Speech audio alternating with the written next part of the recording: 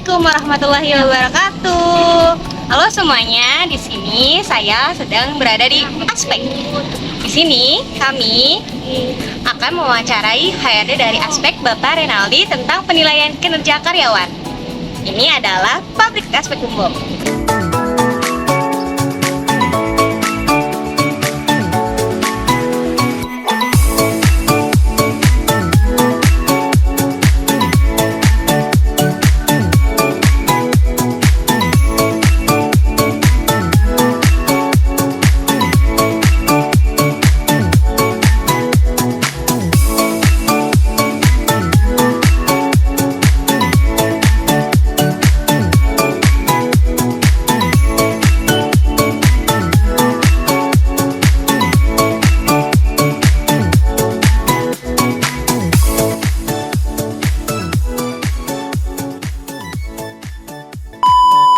Selamat siang Bapak Renaldi, Bapak Nanang, dan maaf Bapak siapa? Rino. Bapak Rino, ya. Perkenalkan, nama saya Puspita dari Universitas Teknologi Digital. Saya dan teman-teman saya izin untuk mewawancarai Bapak dan Bapak-Bapak sekalian tentang pengukuran kinerja di perusahaan.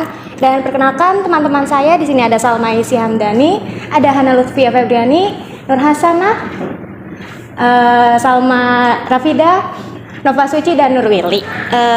Salmanya ada dua ya? Iya, Salmanya ada dua. Sama Salma Rafida. Ya. Mungkin mulai aja ya Bapak ya tentang pertanyaannya. Pertama, saya nanya, kapan sih perusahaan Aspek Bumbung ini tuh berdiri gitu untuk perusahaannya? Ini yang pertama ini biar saya jawab ya. Kalau Aspek Bumbung berdiri itu tahun 1985. 1985. 1985. Pada ketanganan prasastinya itu dilakukan di Leces oleh Presiden Soeharto, tapi hanya simbolis. Nah, jadi peresmiannya ada di pabrik Leces sekaligus juga peresmian pabrik Aspek Bumbung yang ada di Cilengsi. Jadi berdiri sejak tahun 1985. Bidang usahanya memang dulu masih industri kertas koran. Jadi industri kertas koran saat itu ada satu mesin namanya PM1. Kemudian beriring waktu tahun 1990-an ada tambah satu mesin lagi, PM2. Kemudian ada lagi sampai tahun 1990-an, 1995 lah, mungkin itu PM3 ada tambah lagi. Nah, tapi seiring waktu memang sejak kondisi kertas sudah mulai menurun ya, jadi orang sudah banyak yang mulai pakai gadget, itu mulai agak menurun. Satu PM kita matikan tahun 2016 tahun 2012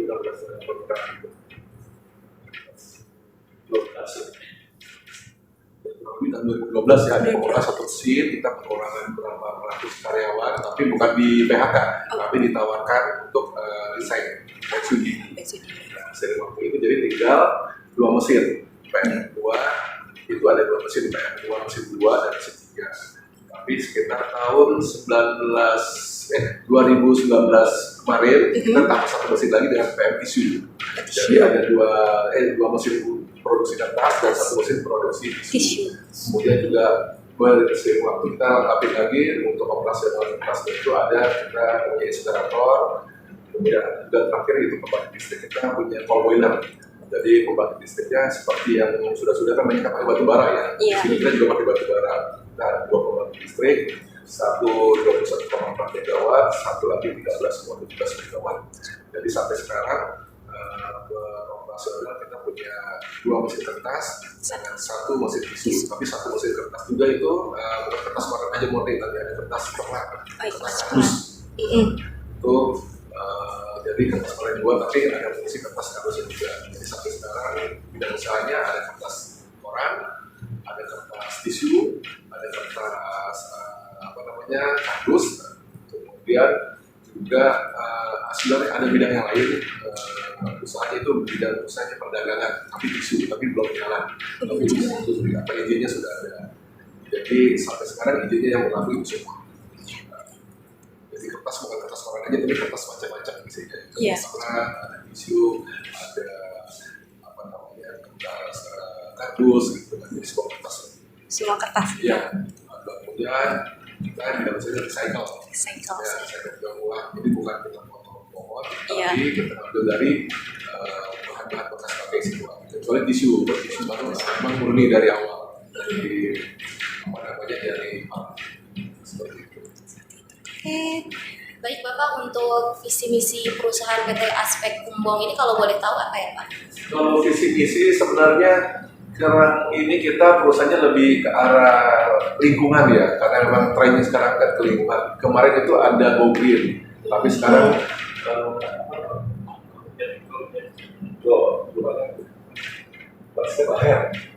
one step ahead. Jadi kalau dulu Go Green, tapi tetap masih berlangsung sekarang. Go Green itu lebih ke lingkungan ya, penjagaan lingkungan hidup. Jadi kita perusahaan yang memperhatikan kondisi lingkungan hidup juga. Jadi tidak hanya mengambil sumber daya alam, tapi kita juga menjaga kelestarian lingkungan hidup. Jadi ada beberapa kita contohkan di sini atau di luar, misalnya Pondok Ranjit dan Taman Pakansari yang ada di itu kita kerjasama. Jadi awalnya sekitar tahun 2000 berapa belas saya ada perintah dari pimpinan dari kantor pusat, kita sedang mencari lahan untuk dihijaukan karena di Aspek juga ada beberapa lahan yang tadinya sempat itu tempat limbah, kita reboisasi, kita hijaukan lagi, kita pulihkan sampai sekarang sudah kondisi bagus. Jadi ada hutan eukaliptus, ada hutan eukaliptus itu kayak bahan bakunya kayu putih, terus ada hutan yang pohon sengon, jadi kita tanam pohon sengon dan pohon-pohon yang lain. Kemudian ada lagi ada posisinya agak miring ke jurang, bekas tempat tahan limbah juga kita hijaukan juga, jadi pohon-pohon sengon juga. Jadi rata-rata bahan kayu yang kita tanam seperti itu. Nah di luar di Pakansari dan terakhir di Pondok Ranjit kita juga bekerja sama dengan Pemda, kita hijaukan lahan yang tadinya nggak terurus bekas limbah dihijaukan sampai sekarang. Kalau di Pakansari sudah tinggi kan pohon-pohonnya. Iya, saya tahu ya, Pakansari. Kalau di Pondok Ranjit lagi mulai di ini sama tanah yang diatur supaya bisa ditanam dengan pohon yang cocok seperti itu. Nah, tapi kedepannya selain Go Green, itu tadi one step ahead, karena kita ke depan tantangannya lebih banyak ya. Jadi mungkin kita berusaha lebih dulu dari perusahaan-perusahaan yang lain, karena untuk persaingan dunia bisnis ke depan memang harus lebih maju gitu ya, lebih bisa menciptakan peluang usaha. Mungkin itu yang dinamakan one step ahead ya, seperti itu. Saya mau nanya untuk berapa jumlah karyawan yang ada di sini sekarang? Sekitar 820. Ya. Mayoritas laki-laki semua ya. Laki-laki. Mayoritas. Mungkin cuma berapa puluh orang yang perempuan. yang sekitar 6 kalau yang untuk kan dari 820 itu sekitar 200 ekor. Oh, 200 ekor. Kalau boleh tahu kenapa Pak lebih mayoritas kebanyakan laki-laki? Di sini memang kalau industri kertas ini kan industri yang pada teknologi ya, bukan pada karya. Jadi memang penggunaan teknologi lebih mengutamakan memang yang pria, karena buat kontrol mesin, kontrol produk seperti itu. Rata-rata kalau perempuan yang dipakai di sini kita taruh di administrasinya, di admin kantornya kayak di kantor di HRD, itu perempuannya cukup lumayan, di kantor keuangan juga cukup lumayan. Tapi kalau di bagian lapangan, di operasional teknis dan sebagainya itu paling satu orang satu departemen untuk operasional administrasi. Baik Bapak, terima kasih telah menjabarkan profil perusahaan dari PT Aspek Kumbong. Selanjutnya mungkin akan masuk materi tentang penilaian pengukuran kinerja. Nah, di PT Aspek Kumbong ini metode apa saja Pak yang digunakan untuk penilaian dan pengukuran kinerja di perusahaan ini? Kalau penilaian sebenarnya kita lakukan sih setiap tahun sekali ya, penilaian itu. Jadi setiap tahun ada penilaian. Memang terbagi di sini ada pangkat, golongan pangkat. Kebetulan golongan pangkat penilaiannya berbeda dengan yang lain jadinya. Jadi kalau di sini ada 3 kriteria ya. Pangkat A itu penilaiannya lebih ke kemampuan dan sifat kerja. Kemudian kalau pangkat B, C, D, dan E ini ada hasil pekerjaannya, ada kemampuannya, ada sifatnya. Kemudian yang ketiga untuk pangkat yang ini C, khusus C-nya aja. Bukan, ini yang di atas ya, ini jabatan ya. Ini untuk yang jabatan ada hasil, sifat kerja, kemampuan, serta kepemimpinan. Jadi misalnya kayak saya dinilainya nanti ada hasilnya 20%, sifat kerjanya 15%, kemampuannya 20%, kepemimpinannya 42%. Kemudian pangkat tadi hasilnya ada 25%, kemampuannya 55%, sifat hasil kerjanya 20%. Kemudian kalau pangkat yang paling bawah itu kemampuannya 40% dan sifat kerjanya 60%. Tapi di luar itu juga nanti ada penilaian, itu penilaian ini ya, penilaian nilai angka ya. Iya, Tapi di luar itu nanti ada penilaian lagi dari pejabat strukturnya di atasnya. Kemudian ada lagi penambahan dan pengurangan, kayak nanti ada dia ikut training, kemudian peserta ISO, safety control, SMK 3-nya dia ikut atau enggak, P2K3-nya ikut atau enggak, itu penambahan nilainya. Tapi kalau pengurangan nanti ada apa, tidak hadir waktu tugas atau training, terlambat, kurang cepat, sakit-sakitan atau SP, pengurangan nilainya. Nah, nanti terakhir penilaian dari pimpinannya lagi ada penilaiannya apa. Biasanya kalau kayak saya contohkan, misalnya ada anak buah saya misalnya secara ini bagus pekerjaan, tapi secara mentalnya tidak bagus, saya akan nilai kurang. Nah, itu mengurangi nilainya juga seperti itu. Jadi bukan hanya hasilnya aja, tapi ya harus merata semuanya. Misalnya di kantor, saya pernah bilang sama yang lain-lain, kalau di kantor itu di manajemen itu kita pembantu pelayan. Jadi kita melayani semua karyawan. Jadi ada permintaan apa, BPJS, permintaan cuti, permintaan sumbang saran, ada permintaan bantuan apapun kita harus membantu. Tapi kalau ternyata pelayan itu dia bersifat tidak bagus, ya akan saya kurangi nilainya. Jadi walaupun tinggi tapi pasti nggak dukung lah untuk di kantor seperti dia nggak mau mengayomi, nggak mau melayani gitu. Dia pengurangan nilai. Seperti itu. Jadi ada 3 kategori penilaian setiap tahun. Tergantung pangkatnya masing-masing. Kan tadi ada 3 kategori ya Bapak. Kenapa Bapak dan perusahaan milihnya metode yang seperti itu gitu? Ini sebenarnya penilaiannya memang sudah terlalu lalu. Memang dari manajemen yang terdahulu menciptakan metode penilaian seperti ini. Jadi emang kita yang setelah lewat masanya itu, kita yang ada sekarang kita masih ngikutin metode yang di tahun 2000 ditetapkan, karena emang ngacunya kan penilaian juga kan kantor pusat juga, jadi kita emang sampai itu ke atas seperti itu. Kita ada revisi penilaian, jadi nanti dari itu ada data dari kinerja juga stabilitas dia nih tercapai masih bisa untuk tidak ada perubahan dari situ. Dan juga kita perlu dari sistem teknologi kita sudah mulai dari sudah 3 tahun kita sistem sudah perlu nanti di situ masuk otomatis dan itu lebih banyak seperti kita manual di sini.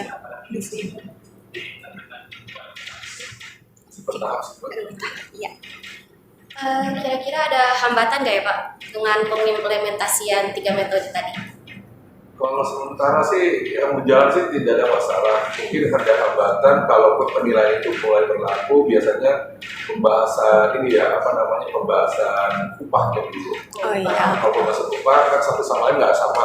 Iya. Satu perusahaan dengan perusahaan yang sama. Jadi kalau kayak aspek nanti tetap kita mengacu ke WPK kan.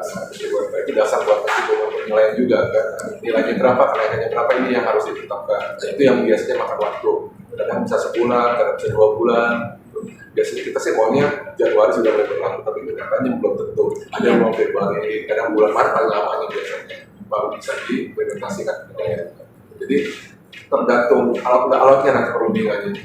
Kalau perundingannya alat, ya kalau sekarang kan lagi rame-ramenya kan, demo sana, demo sini, tapi kan baru rekomendasi, belum penetapan. Jadi kadang-kadang ada yang sudah senang, tapi ternyata saya baru rekomendasi. Nanti tunggu penetapannya. Kalau penetapannya sama ya, kalau penetapannya nggak sama baru tuh bisa berbeda lagi.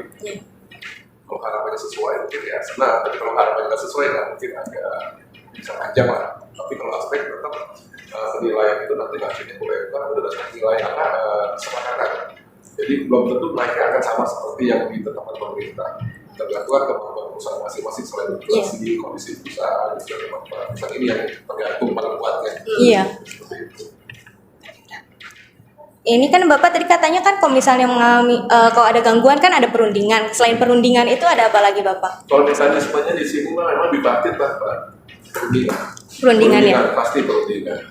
Rata-rata perundingan. Tapi kalau di luar itu kondisi di aspek mungkin menjadi rata-rata ya bisa seperti semuanya bagus. Tapi kalau buat perundingan emang itu yang lebih alot. Closing itu kan biasanya ekonomi upah, THR, Iya. itu yang biasanya lebih awal, atau PKB itu yang biasanya lebih awal.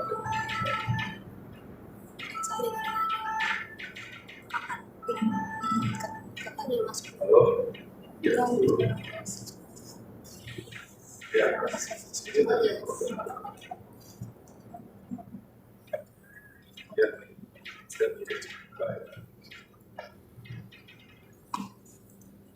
Ya, baik, Pak. Untuk penilaian dan pengukuran kinerja tadi sudah dijelaskan setahun sekali ya. Dan itu tiap bulannya nggak Pak? Tiap bulan apa? bulan menjelang Desember sih kita mulai, nanti mekanismenya kita sebar ke lapangan ya, lapangan yang lebih bisa menilai karyawan yang bagian masing-masing. Jadi nanti setelah penilaian ada semua, baru kita olah di manajemen gitu. Kurang lebih berapa bulan biasanya gitu nilai kita olah? Satu bulan udah ada penilaian. Ya bukan bisa pokoknya presensi, ya misalnya kayak kelamatan, terus tidak hadir yang sampai saya seperti itu sebelumnya.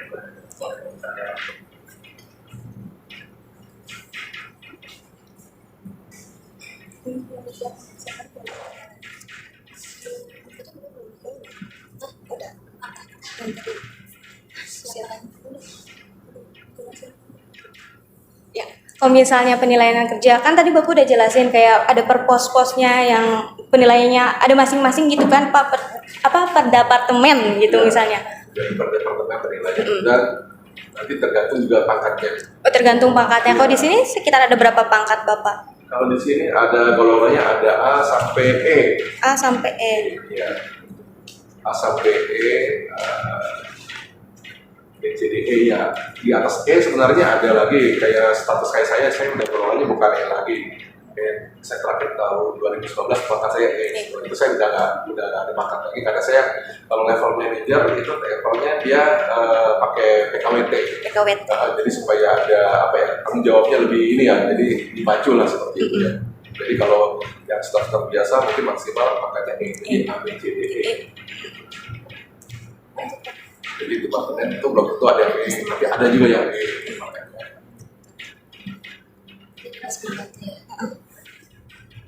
Nanti juga di golongan itu kan ada lagi A1, A2, A3. Oh, dibagi lagi. Iya, dibagi lagi.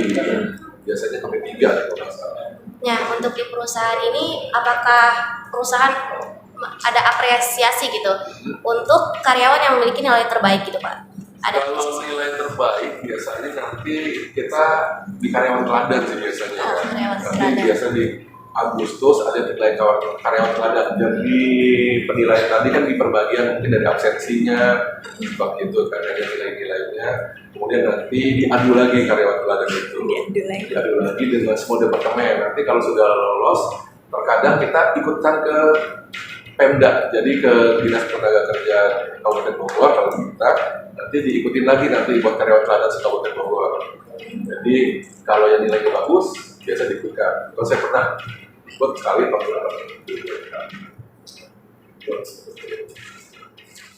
2018 saya dulu 2018 saya karyawan super teladan, tapi saya nggak diikutkan, nggak diadu Pemda dulu. Karena kalau Pemda harus belajar lagi, saya capek belajar. Ya, soalnya harus belajar tentang ketenaga kerjaan, hukum apa. Di sini saya udah lewatin semua, saya kenal, dapat tahun 2018 itu kan dapat apresiasi uang, apresiasi cuti, di luar cuti yang normal gitu. Jadi liburan lah 5 hari kalau nggak salah dulu, terus dapat uang juga hadiah gitu.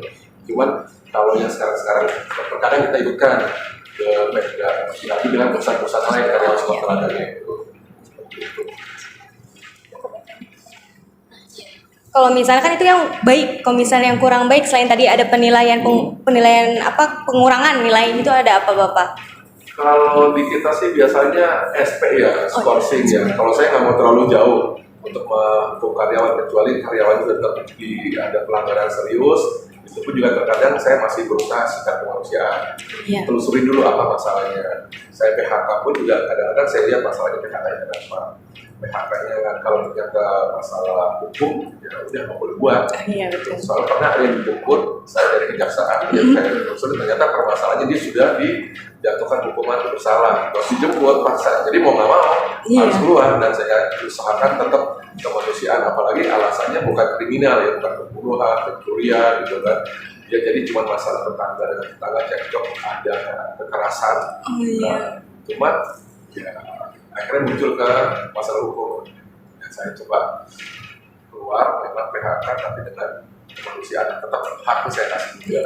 Atau pernah kejadian saya harus keluarin karyawan juga, kondisinya anak buah saya sendiri kebetulan di security, ternyata dia pencurian udah kasus, tapi saya ternyata dia dicuri kenapa? Ternyata masalah dengan istri, sampai saya marah-marah, kenapa harus sama istri, takut ATM dipegang, semua dipegang, ini harus tolong kan, yang kasih itu anggotanya kan, tapi karena emang ya itu masalah rumah tangga, terus saya saranin udah terlanjur kejadian yang membuat uang saya kasih yang maksimal, walaupun akhirnya saya juga dimarahin sama pimpinan gitu, karena dibela juga, walaupun salah masih dibela katanya, saya masih berusaha membantu lah semua karyawan gitu.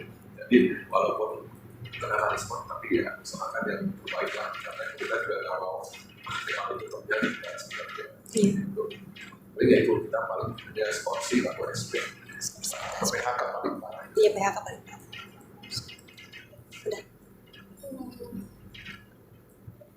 Baik, mungkin sekian Pak materinya. Apa mungkin dari Bapak sendiri ada ada saran buat kita sebagai mahasiswa nih, nanti kan kita bakal turun ke dunia kerja gitu Pak. Kalau yang saya tahu dari manajemen semua kan ya? Iya. Manajemen apa ini?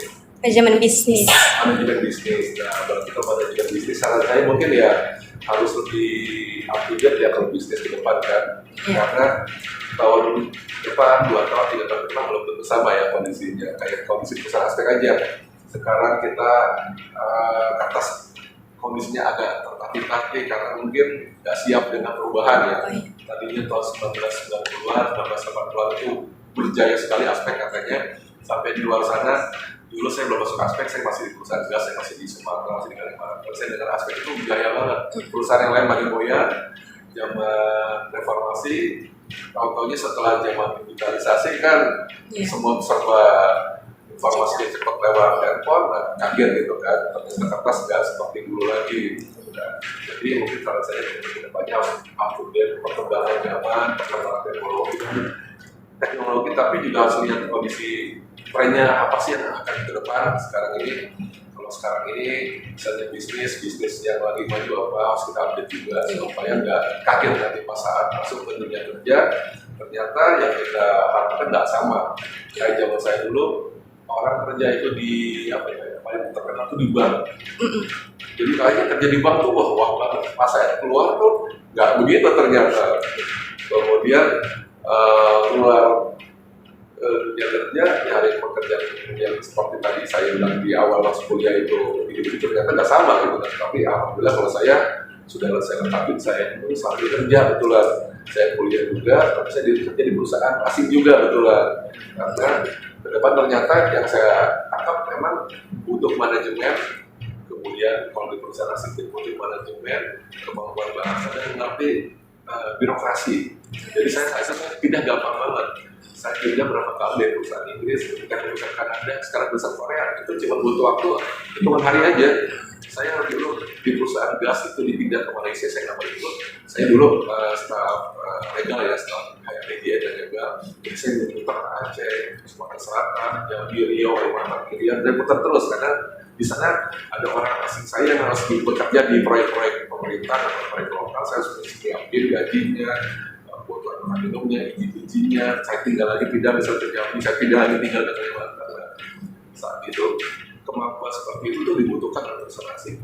Selain bahasa dan mengerti manajemen perusahaan, jadi perizinan, lokalisasi pertanian di tempat-tempat lokal itu sudah beda-beda, harus mengerti. Saat saya kerja di sana, saya nggak mau pindah. Saya dapat karena saya sudah ngerti tentang perizinan. Saya ditelepon dari kepala dinas tenaga kerja Kabupaten Bogor itu, pindah ke aspek. Mau tahu ada saya mau pulang nganggur enggak ada kosong nih kacau balau ada aspek dulu. Saya masuk dulu di sini masalah perizinan, masalah imigrasi kacau balau. Mau nggak pindah? Itulah saya bilang pindah kan. Habis saya di Jambi, hari Sabtu saya ke Cilengsi. pasti harusnya saya sudah masuk kerja. Ya, itu, ya, jadi gampang pindahnya. Saat itu juga waktu saya dari perusahaan gas, saya di perusahaan Inggris, saya juga di perusahaan Kanebo di Kerawang. Jadi pertama ngerti manajemen, ngerti birokrasi perizinan, dan ngerti bahasa Inggris itu lebih mudah. Seperti itu sih, makanya manajemen mungkin tetapi bahasa kemampuan birokrasi di dalamnya. Biasanya birokrasi itu yang lebih rumit, sebenarnya hadapin orang itu lebih susah. Gitu kan, daripada kalau misalnya buat perjanjian, udah jelas apa perjanjian ini masuk data. Tapi kalau birokrasi perizinan itu lebih rumit. Kayak tahun berapa ya? Tahun 2014, tahun 2015 kan di sini lagi rame ya orang ekspansi tenaga kerja asing Cina. Iya. Di mana-mana Cina. Cina di gelombang sana gelombang sini. Tapi karena saya ngerti peraturan birokrasi, saya bangun tol boiler itu nggak disentuh sama sekali orang Cina saya. Kalau mau fair-fair, orang Cina saya dulu ada 400, 200 orang benar, 200 orang nggak benar. Tapi kenapa bisa benar ya? Itu saya koordinasi. Saya silaturahmi, udah ngerti peraturan, kita ngobrol. Saya buat gini. Semua aman aja jadinya. Karena tadi ngerti peraturan dan manajemen birokrasi. Tapi kalau memang birokrasi nggak ngerti kan agak sulit gitu. Karena mungkin buat bapak di depan ya, berusaha kalau di manajemen tadi selain manajemen bahasa, tapi kemampuan birokrasi harus ngerti. Jadi apa aja sih yang harus perusahaan diperlukan, apa aja sih yang masih diperlukan kalau ada organisasi, kemudian dilemanya di lapangan gimana, kita harus tahu mungkin ya. Jadi masuk ke perusahaan, apa organisasi masih dibutuhkan itu sih. Juga yang bikin saya naik pangkat itu lebih cepat. Iya. Semua proyek saya dari semua teman-teman ya, sampai sekarang. Makanya buat saya harus berani ke lapangan. Udah ke lapangan. Lalu itu kadang-kadang saya ajari juga masalah pembangkit listrik lah apa supaya ketemu sama orang-orang lain, jangan ketemu sama karyawan. Kalau ketemu sama karyawan kita posisinya di bawah karyawan, kita di atas. Kalau ketemu dengan kepala dinas, kepala polisi, ketemu instansi pemberi putusan, kita posisi sama atau lebih tinggi. Kita gimana caranya supaya kita mau bisa datang seperti itu. Ada yang mau lagi? Atau mau tanya sama staff saya juga nggak apa-apa. Kalau itu apa pandangannya yang mau diketahui. Kalau Pak Rino nih bagian HRD-nya, kalau Pak Rano bagian CSR, testing ya.